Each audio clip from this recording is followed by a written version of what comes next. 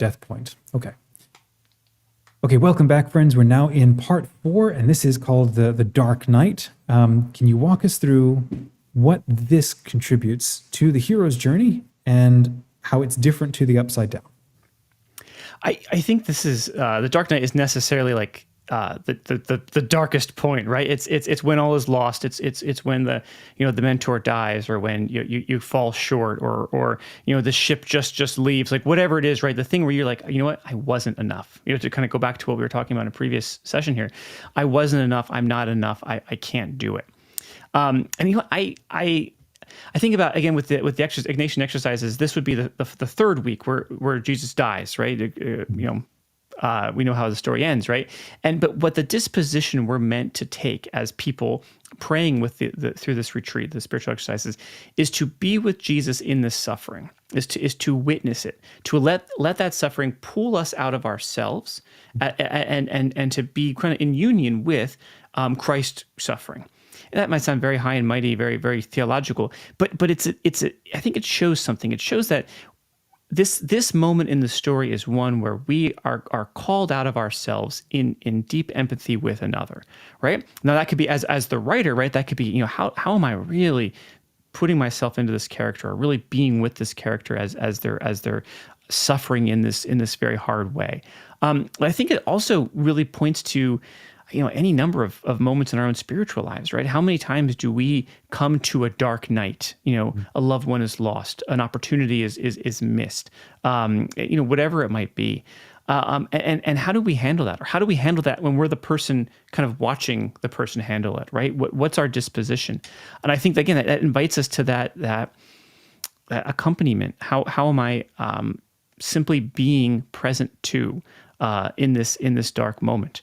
And I feel like I'm a little slippery here, and I'm describing, because I think it is something that's so inherently human. How you said, how is it different than the upside down world? I think in some ways, I mean, this would be my take. This isn't like Joseph Campbell or Save the Cat, but it's that sudden slamming the door on that kind of magical upside down world and falling face first back into the status quo in some ways, being, oh man, it's still here, And then am I enough to realize, right, this is around Act 3, am I enough to realize all that I experienced and dreamed up and hoped for? In simple terms, like you come back from vacation and you say, boy, I had a great time, but now I got all these emails. Do I have enough? That could be a dark night, right? But do I have enough in me to continue that light that I experienced in the upside down world from that mentor who showed me a whole different way of imagining? And now what does the story necessitate as I go forward in kind of bringing these two things together, the upside down and the status quo, to create something totally different? So this is hinting a little bit of the last point, which we'll get to, which is the return. But what I'm hearing with this part here with the Dark Knight is that, see if I can take a stab at it. If you're out in the wilderness, you're out in the wilderlands, right? You're putting your training into play. You are following the guidance of the mentor. You're making teams and friends, and you're identifying, well, what's the big boss? What's the final fight? And we always get to these points in films, right? In stories, and we put our characters through these. We're knowing that this character survives long enough, and they get to this final point.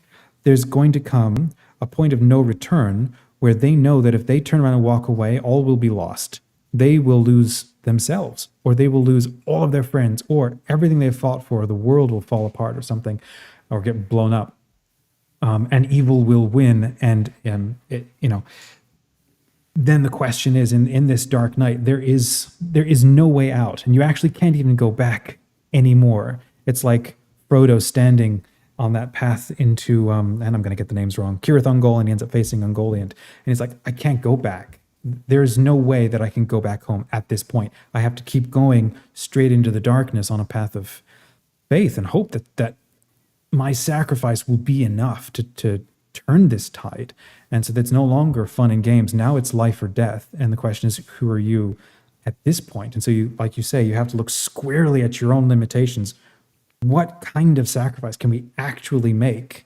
And then make that choice. And then we do that as authors in our own personal lives and not just with our characters, right? Yeah, absolutely. And I like what you're pointing to, this idea that in some ways we've learned too much to go back and accept the Oh yeah. status quo as it is, right? Our characters have learned too much of themselves, of the world. They've looked too clearly at the harms of the world, that they cannot. It's impossible, as you said, to go back and just keep living. And I mean, I think we experience that too in our own lives, right? Like, when do you kind of you've experienced too much of the world to no longer pretend that X injustice is not actually destroying communities all over the world, right? Like you've experienced too much of the world, and you can't unknow it. And I think that's a really important point as you're writing these characters, as you're developing the storyline. Is how do you make it convincing that they have reached that point of no return where they can go, I guess, live out in the woods and struggle forever in this in between space of like, boy, I know what I have to do. I don't know if I can do it, but I know why it matters. Or they can go ahead. But yeah, I think, and I do think, I like what you said. I think it comes down to really reflecting on our own lives. Like, when has that happened to us? When have we reached a point where we're like, you know what, I've experienced too much of life to pretend this doesn't matter anymore. Yeah.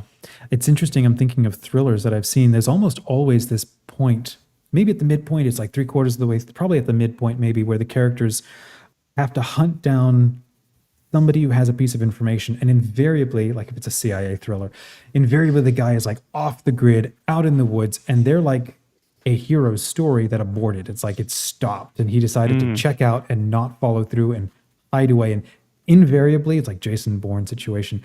Every time that they go, you're kind of faced with this opportunity. Oh, we could do that too. We could just step away from everything and go live in a cabin.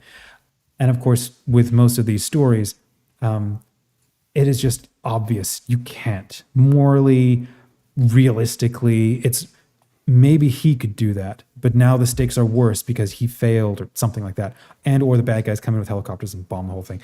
But you can't run away, you can't hide anymore. That's the point of this kind of story, that the one that we're telling, is you have all these other examples of people who do fail their journeys. And so when we end up telling a story, so again, as authors, we're field testing our own sort of spiritual experience, right? We're living sort of through somebody else who does make a choice and does pull through. And that can create, I think, a little bit of experience for us when we're facing dark night situations. How have you faced that or thought about that when you're like, I mean, you've navigated some of your own dark nights in your own life, and how have they felt for you, and where have you found the sense to pull through or to keep going? That's a good question. I'm going to say one thing first, because it brings you back to going back to the status quo situation and the stakes at the beginning. What we're looking at has to be so creeping in its ability to encompass, because essentially that's what you're saying, right? These aborted heroes missions. I'm thinking about, I don't know, half dozen different plot lines in the Star Wars: The Clone Wars cartoon, right? Where they kept stumbling upon a clone who decided he didn't want to fight, and so he found a hole in the off-world, kind of a backwater planet. But the war eventually found him, right? The heroes eventually find him and bring him back in, and that sense of that at the very beginning of the story. How are these things so big?